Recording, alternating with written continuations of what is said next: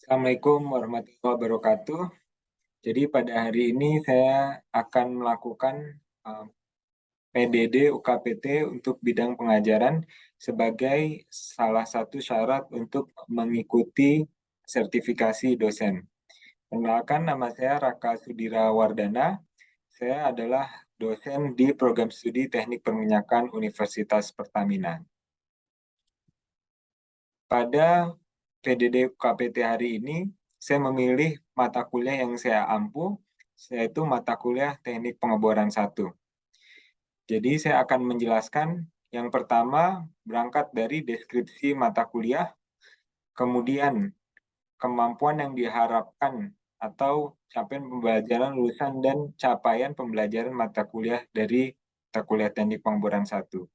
Selanjutnya, saya akan menjelaskan materi pembelajaran yang ada di mata kuliah ini, kemudian mode perkuliahannya, dan selanjutnya metode pembelajaran yang digunakan dalam mata kuliah ini.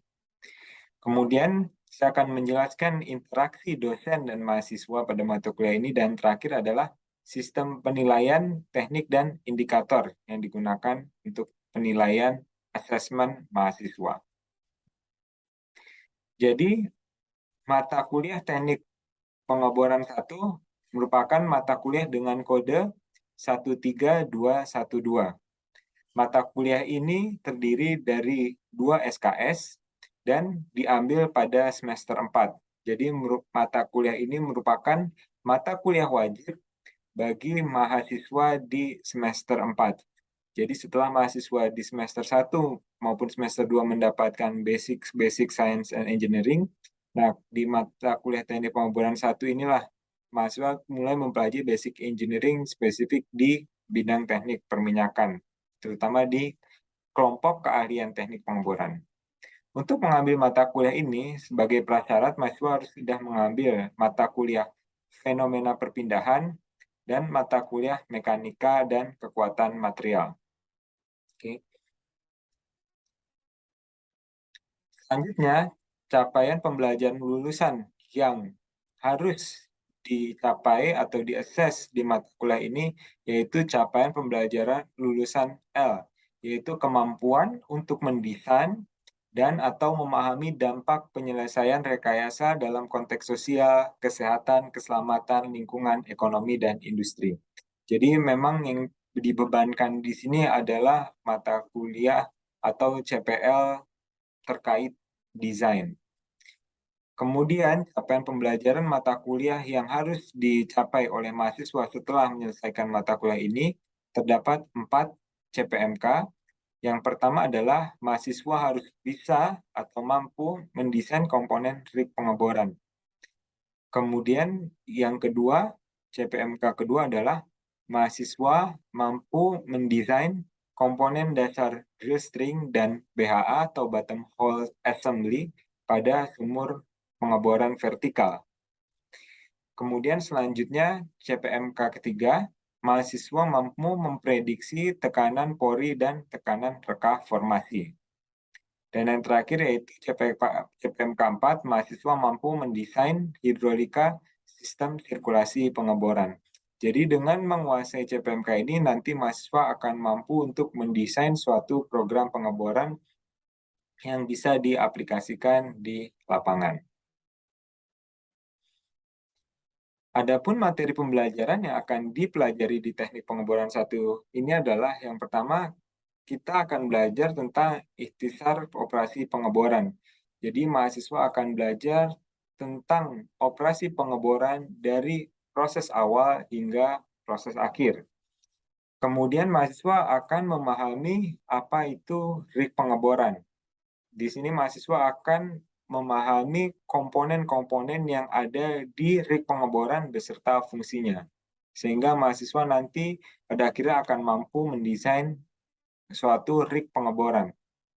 Selanjutnya, mahasiswa akan mempelajari tentang pipa pengeboran, komponen maupun fungsinya, dan juga mahasiswa akan mampu menentukan atau mengevaluasi mata bor yang digunakan di suatu operasi pengeboran. Jadi ini adalah materi keempat, yaitu tentang mata bor atau bit. Selanjutnya mahasiswa akan mempelajari tentang definisi dari tekanan rekaformasi maupun tekanan poriformasi.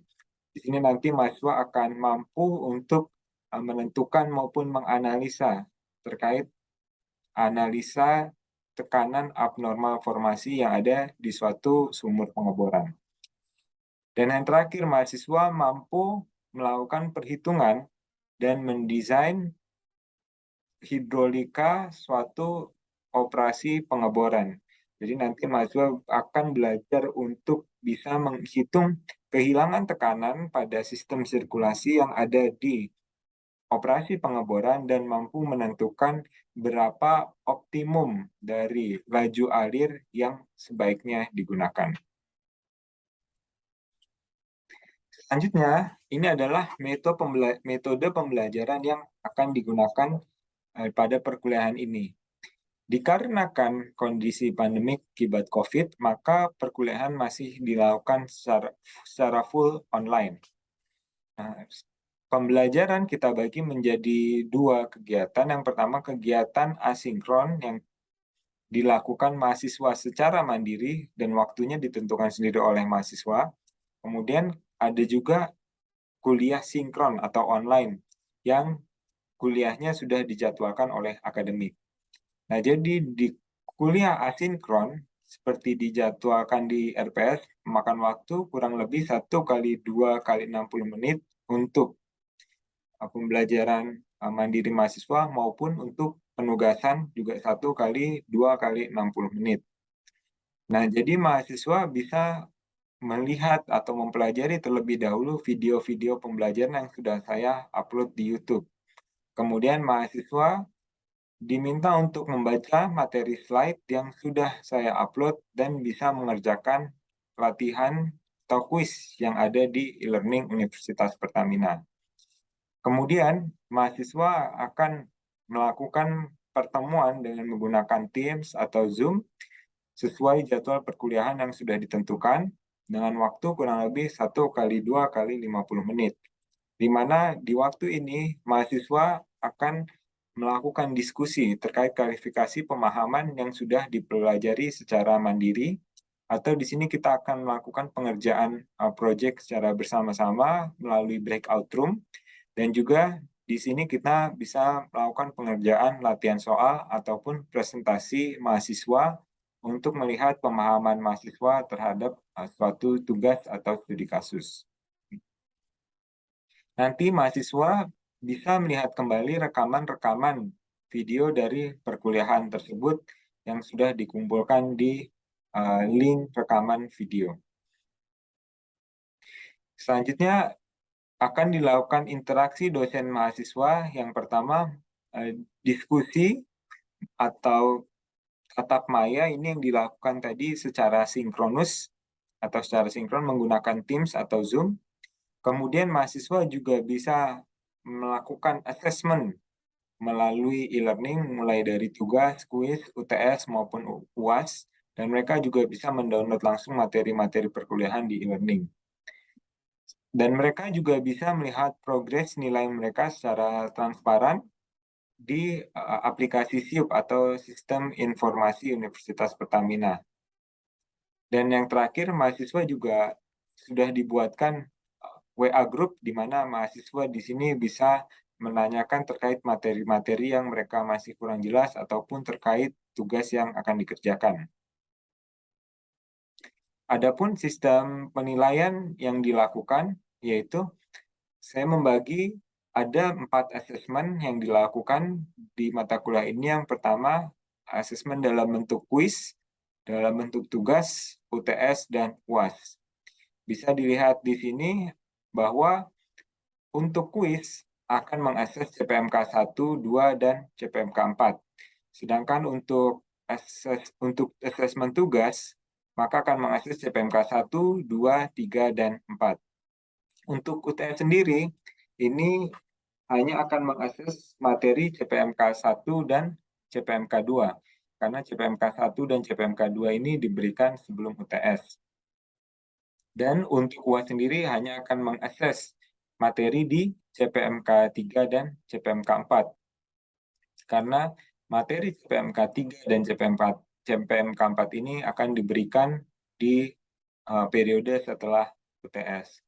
Jadi bisa dilihat total bobotnya adalah kuis sebesar 20%, tugas sebesar 20%, UTS sebesar 30%, dan UAS sebesar 30%. Adapun penilaian akan dinilai secara objektif dan adil berdasarkan rubrik analitik yang sudah dituliskan secara detail di RPS. Di RPS juga mahasiswa bisa melihat komponen-komponen apa saja yang akan menjadi penilaian dan kapan asesmen tersebut dilakukan. Jadi mahasiswa bisa mempersiapkan dirinya untuk belajar, mempersiapkan untuk dirinya untuk bisa menyelesaikan asesmen ini dengan baik asal mahasiswa tersebut mau membaca RPS. Kurang lebih seperti itu gambaran dari mata kuliah teknik pengeboran, dan selanjutnya akan saya lanjutkan dengan contoh video dari penjelasan atau perkuliahan di mata kuliah teknik pengeboran 1 dengan topik bit pengeboran.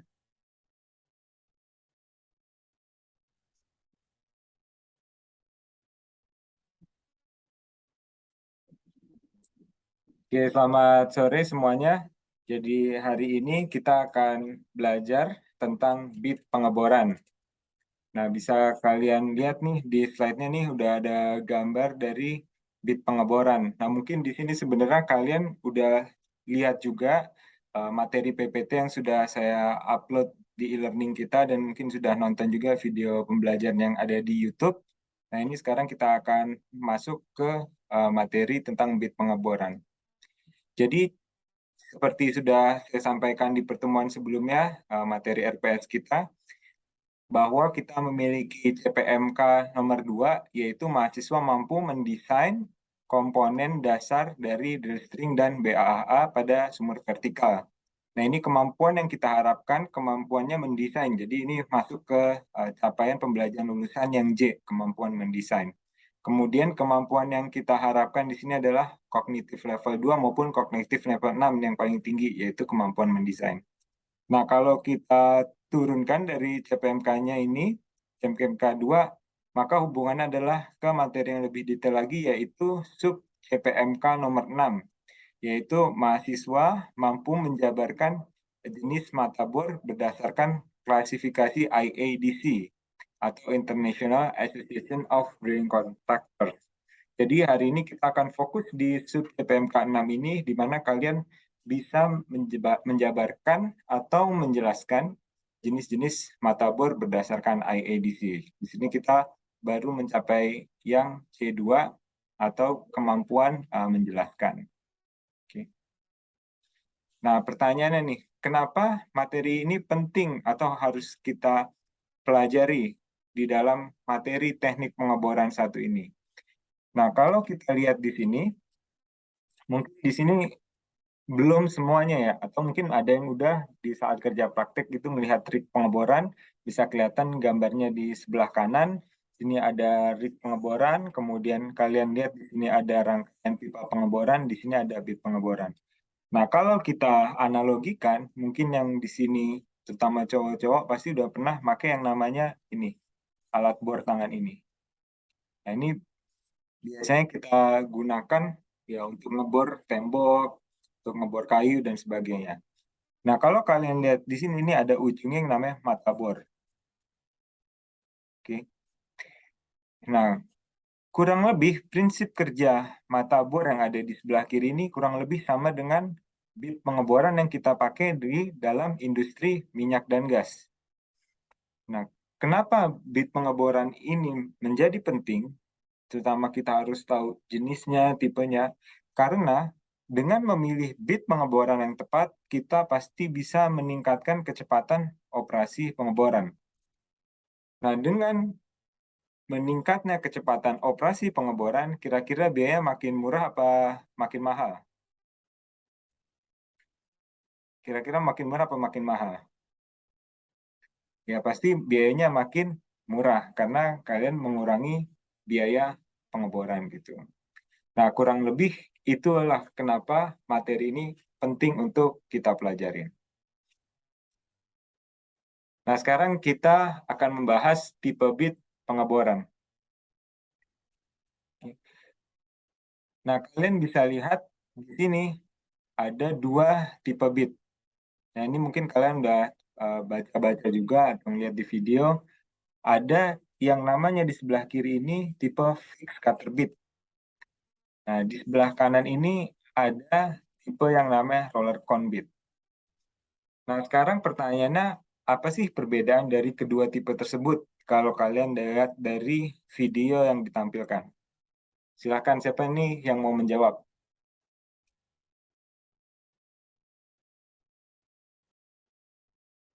Ivory mungkin? Iya Pak, Ya. iya Pak Raka. Kira-kira menurut kamu apa nih perbedaan dari fixed cutter bit dengan roller cone bit? Eh, dari mata bitnya Pak, kalau fixed cutter bit itu mata bitnya tetap, dan kalau misalnya roller cone bit itu mata bitnya bergerak Pak, mata bitnya yang bisa bisa bergerak. Oke, berarti kalau kamu fokus di sini ya, dari pahatnya atau kita sebut Nah, biasa disebutnya tutnya ini, dia fix, makanya disebut fix cutter bit. Sedangkan di roller cutter bit ini, dia malah tutnya ini yang bergerak. Oke.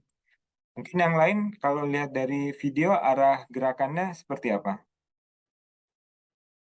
Oke, Rakai, gimana Rakai? Kalau yang saya tahu ya Pak, kalau yang fix cutter bit itu dia menggerus, kalau yang lorcon itu dia kayak mencungkil gitu Pak. Ya, betul. Jadi kalau kelihatan ya di sini ya, ada prosesnya yang satu menggerus di sini. Kalau kamu lihat, dia seperti shearing istilahnya, atau tadi menggerus, dan yang satu lagi seperti mencungkil. Nah, ini memiliki fungsi atau kekurangan dan kelebihan masing-masing. Nah, sebenarnya tadi menyambung pertanyaan Ivory dengan Rakai juga, sorry, jawaban Ivory dan Rakai, kenapa di roller con bisa muter? Nah, di sini yang membedakan juga memiliki yang namanya komponen yang disebut sebagai bearing. Oke, nanti kita akan lihat lebih lanjut lagi di slide berikutnya. Oke, bagus kalian sudah paham. Nah, jadi kalau kita lihat, yang pertama adalah tipe fixed cutter bit. Nah, ini ada tipe yang pertama adalah PDC, jadi polycrystalline diamond compact, yang mana sebenarnya ini bukan terlihat buat dari diamond asli, tapi terbuat dari artificial diamond atau berlian artificial. Nah, kalau kalian lihat sini ada bagian yang hitamnya ini itu gabungan dengan tungsten carbide yang dibuat agar bit tersebut tahan terhadap erosi.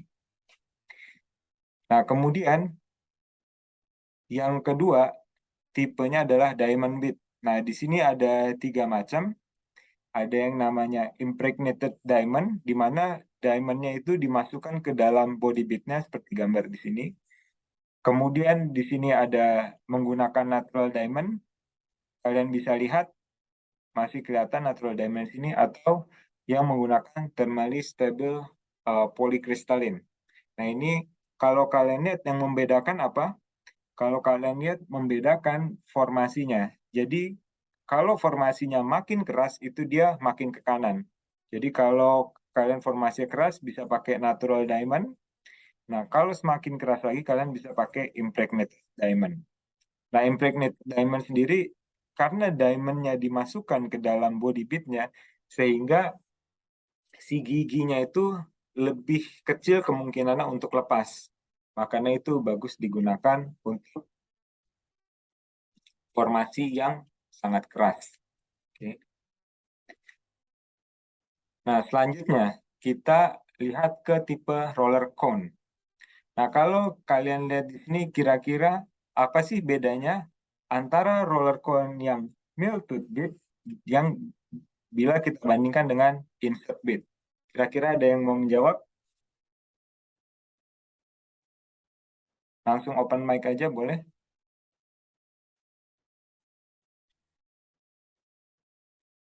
Apa kira-kira bedanya? Kalau yang Miltut Oke, Mas, Fadil.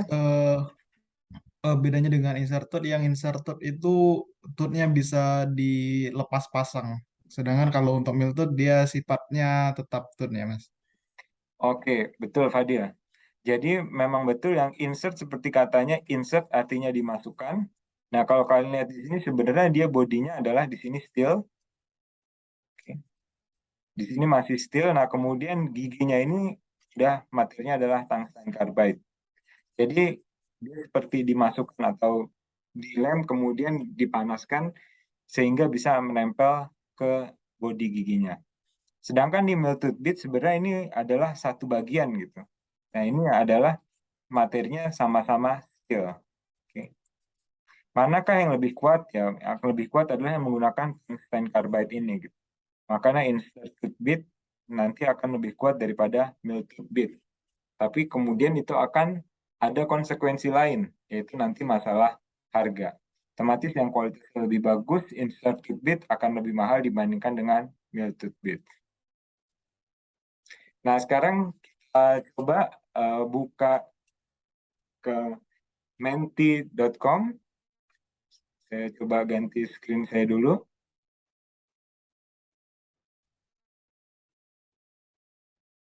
Kalian bisa lihat di kodenya.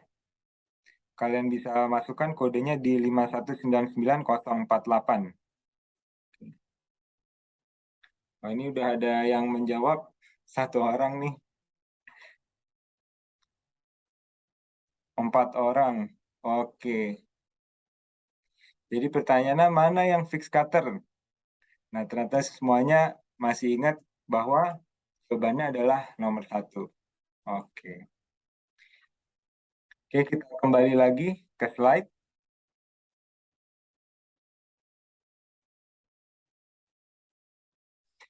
Nah, apakah sampai sini ada pertanyaan? Saya ada pertanyaan Mas. Ya, silakan Fadil. Iya, jadi kan karena concern kita terhadap kekerasan formasi, kita dapat menggunakan diamond bead, Mas. Dan juga ternyata ada yang memakai eh, berlian asli atau natural diamond. Jadi dari berlian ini kan kita tahu berlian itu bahan tambang yang cukup berharga. Sedangkan kita juga dalam kondisi sedang dalam proses untuk mengambil barang tambang lainnya yaitu minyak dan gas ya Mas. Jadi seberapa cost efektif kah Mas kita dapat menggunakan berlian bead ini dengan biaya pengeboran kita Mas? Oke nih, pertanyaannya bagus ya. Jadi sebenarnya ini juga pertanyaan waktu saya di lapangan gitu. Benar nggak sih kita bisa nyongkelin diamond bead ini kalau ada beadnya gitu? Karena kan harganya mahal ya. Oke. Nah ini balik lagi, sebenarnya ini natural diamond di sini ini cost-nya sangat mahal. Bahkan di sumur-sumur dengan formasi keras saja misalnya kayak geothermal gitu. Balik lagi ini sangat tidak efektif. Oke. Nah, baik lagi, kalau kita lihat, memang benar ini biayanya sangat mahal. Saya sendiri beberapa lapangan yang pernah saya bor yang formasi keras itu contohnya di Kalimantan itu ngebor satu stand bisa sampai 12 jam, yang mana satu stand yaitu paling hanya sekitar 60 feet ya kalau kalian tahu. Itu pun nggak bisa memakai natural diamond bead ini gitu. Jadi memang ini apa harus dikembalikan lagi ke sumur-sumur yang high profile itu tadi gitu. Makanya nanti kita setelah materi ini kita akan membahas lagi yang perhitungan tentang evaluasi dari penggunaan bit. Yang nanti kita akan hitung dengan rumus yang namanya cost per fit. Oke. Jadi nanti di cost per fit ini kita akan melihat berapa sih biaya rig-nya, berapa lagi biaya rig-nya. Nah, nanti kita akan hitung juga berapa time-nya gitu. Apakah ini menguntungkan dengan menggunakan bit ini? Apakah benar-benar menjadi perhitungannya efisien dan ekonomis? Kurang lebih seperti itu, Fadil, jawabannya. Oke Mas, paham Mas. Terima kasih Mas. Oke, terima kasih Fadil atas pertanyaannya. Nah, kita lanjut ke materi selanjutnya. Jadi kalau tadi kalian sudah tahu tipe-tipe bit, nah sekarang kita ingin membahas tentang klasifikasi bit. Nah, kalau kalian lihat nanti misalnya di lapangan atau di drilling program yang ada gitu ya, kalau kalian pernah mengikuti kerja praktik, nah kalian akan menemukan nih ada kode-kode dari bit gitu. Nah, pertanyaannya apa sih arti kode ini gitu? Nah, kode-kode ini sebenarnya dibuat oleh IADC untuk memudahkan kita dalam memilih bit yang tepat dalam operasi pengeboran kita. Misalnya kita mulai dari tipe roller cone. Nah, kalau kalian lihat ada 4 kode. Yang kode pertama akan menggambarkan tipe dan cutting structure series-nya. Jadi di sini kalau kalian lihat, kalian bisa menentukan apakah itu tilted bits atau insert. Selanjutnya kalian bisa menentukan tipe formasi apa yang cocok untuk bit tersebut. Kemudian kalian bisa memilih tipe cutting structure-nya ini adalah tipe bisa dibilang giginya, apakah dia softest to the hardest dalam series formation tersebut.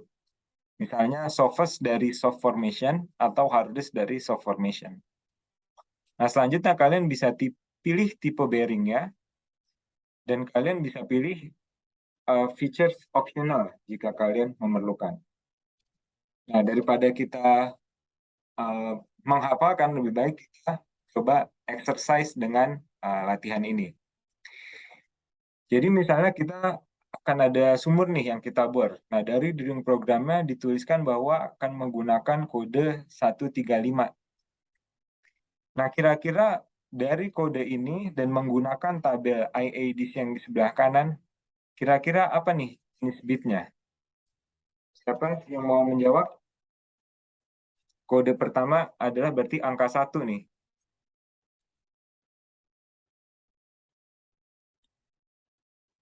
Artinya Pak, yang digunakan adalah steel tooth, formasi tipe pengobaran kita adalah medium, dengan bearing gauge-nya shield roller bearing with gauge protection, Pak.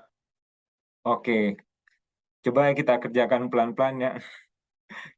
Oke, satu berarti dia artinya apa?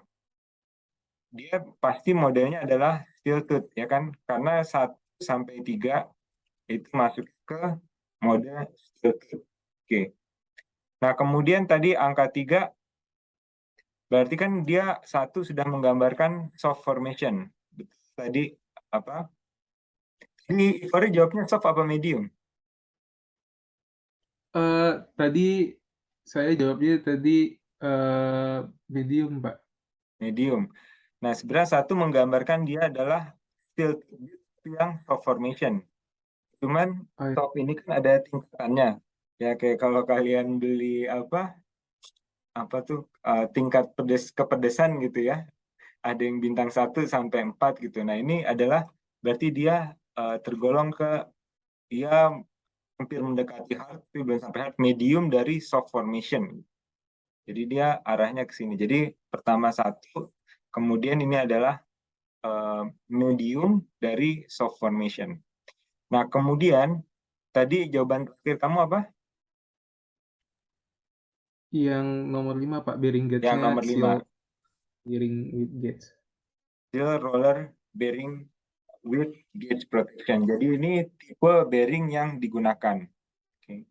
Nah, jadi kurang lebih seperti itu cara menggunakan bit IADC tabel. Oke. Jadi dari tadi kita backup bahwa adalah jenis bitnya adalah steel tooth. Oke. Formation yang dibor adalah soft, tapi softnya yang medium. Kemudian bearingnya adalah steel roller bearing with gauge protection. Kurang lebih seperti itu